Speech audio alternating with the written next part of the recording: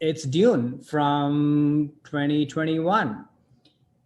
I think a lot of the same themes that you were talking about, like I put this because a big part of my framework of watching movies on the big screen were this transportive, immersive quality that can only be achieved on a big screen with that level of sort of sound effects and sound quality going around with you. You can't replicate that on your home screen, no matter how big that is. Um, and also watching with other people. I think to me, this signifies the best of a communal experience that's also transportive. And and I also put this on the list because this movie sort of came in the middle of a pandemic. And I will never shake off the feeling of, first of all, lining up to get inside the theater. I thought first the queues are there because they're probably checking vaccines and such. And I was like, oh no, there are just a lot of people that need to get in. And the whole theater was packed, and it was sort of, this glee moment that, oh, we might be back at the movies, which is pretty amazing. But to most people probably know about this movie, but the log line essentially of this is feature adaptation of Frank Herbert's science fiction novel about the son of a noble family entrusted with the protection of the most valuable asset and most vital element in the galaxy. So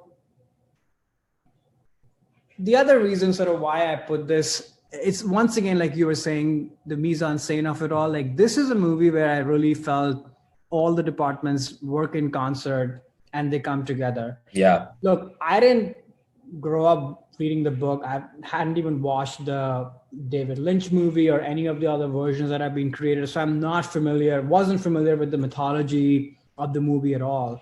And the fact that this movie can dole out all that information and detail and yet keep me leaned in. I remember actually not edge of the seat, but sort of leaned in towards this giant IMAX screen because I just wanted every bit of it. And I've thought about it since then. Why is that? And I think a lot of it has to do with the technical details and such of it, and how beautifully these worlds are realized, that you are truly, truly, truly transported. But I think it's a lot more than that. It is about, number one, dealing with themes that we care about: the planet, colonization, power, coming of age, mothers and sons, fathers and sons. There's a lot at play here. Big global themes that affect all of us as a society and a planet, but also intimate themes. Then number two, it's sort of layered in with great performances. I mean, it's almost kind of an embarrassment of riches in terms of who they got. And it's also kind of sad that the movie's not gotten that much attention for its performances, but you don't care about at least I wouldn't care about any of the stuff if I was not sort of pulled in by the people who were portraying what they were portraying. And so if you add all that up, great world building, technical details, relevant themes, great performances, what you're left with is a sense of wonder and wow, but also a sense of emotionality and a little bit of sort of mysterious kind of, sand-like, spice-like quality, pun intended, that you really can't wrap your head around. And that's what good transportive experiences do. They leave you. And in this movie, particularly, everything is not tied with a pretty bow. In fact, it's left for you to just sit in your theater seat and, be sort of gobsmacked, but also left a little bit hanging because the movie is only the first part. So I don't know. I sort of, and you and I, we said this, I think, after we'd both watched the movie, that this sort of felt like a 2001 like experience where you're going to look back 30 years from now and sort of feel that, oh, something pretty out there and pretty genius and incredible was put on the screens. And I'm so glad that the movie came out. I'm so glad that the movie did well. There are many such experiences that I've had in the theater, but I think I wanted to put this just as an homage to the times that we live in, and the fact that this movie could come out and do so well and be a popcorn movie, but also have so much to say, so much to unpack, which happens very rarely. So yeah, that's Dune, number 2. Yeah, no, I saw this movie as well at Chinese IMAX opening weekend. So it's a packed audience, obviously huge screen, incredible sound design. And it was, especially with the sound, I was thinking like, if I had watched this, because it was streaming on HBO Max as well at the same time. It's like, yeah, I could watch this at home, and I have a good sound system. However, there'd be nothing like what the sound design would not have come across as strongly as it would have in home watching it at home. So I definitely and the scale of the visuals was something you really do need to see in a theater, like on the level of like a Lawrence of Arabia in terms of the scope of what he was able to do.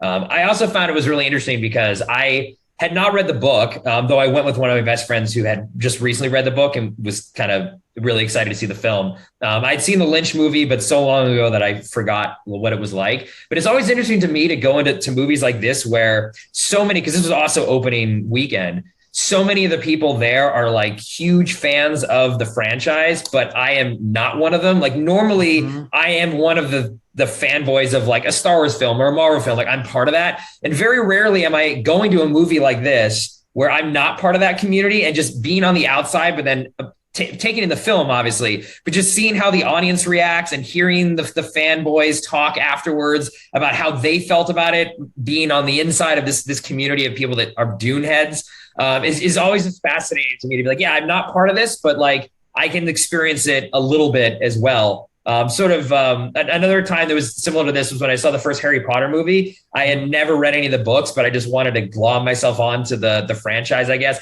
Actually, my roommate and I painted our foreheads with a Harry Potter scar as if we were fans, even though none of us had read the book, and went to the movie and then fell in love with the franchise. And I've read all the books now and things, but it's always interesting when you're kind of outside of the community of a fan base to see how they're taking in something. And definitely like the folks afterwards were all like, oh my God, he's like, someone was saying something like this was more Dune than the book was even Dune.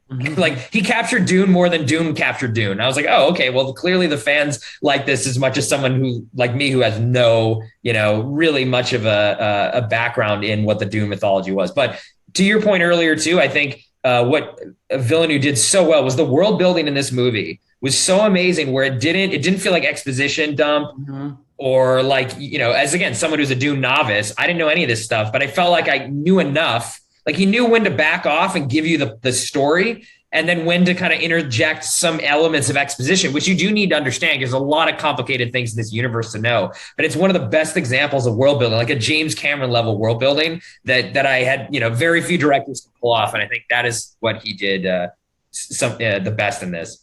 I couldn't agree more. Yeah, I mean, I know what the worm is. I know how to walk in the sand if shit, hit the fan. Like I know. And I had none of these skills when I walked into the theater. But I think it sort of speaks to, if I could add to what you were saying, like we live in a world of franchises and MCU and what have you, where there's a lot of fandom that is driving all of that. And I love those movies, and we watched several of those together, and I'm sure we'll talk about that more. But I think what was so genius about this is that its fan base is not at the same level as those movies, and the fact that this movie could still appeal to the non-fan people and sort of be more mainstream, if you will, at the same time, I think that's pretty amazing. And I kind of look, not that every movie should be like this going forward, but I think it gives me hope that you can be a non-superhero movie and be complicated and have world themes and such and still be an event. And that gives me some hope in terms of the business going forward as well. That's true. Yeah. It's really hard to walk that line between pleasing the fans, which you need to do to make a successful film in this way, but you also have to reach a wide audience. So you have to please the Dune heads that were like freaking out after the movie that I saw, like, oh, this is so Dune, and me who's never read Dune but still really loved the movie. I mean, that's a very, very hard thing to do, and I think definitely Villeneuve gets a lot of credit for that. And to your point too, I hope that this is a lesson that is learned from this world of IP and franchise, which I don't think we will escape from. I think that's just the economics of the business nowadays.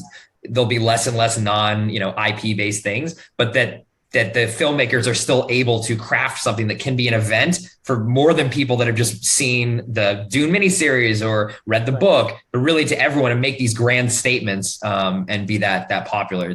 I think definitely this is great. We're talking about this film too, because I think that's important just for the future of the theatrical business in terms of quality.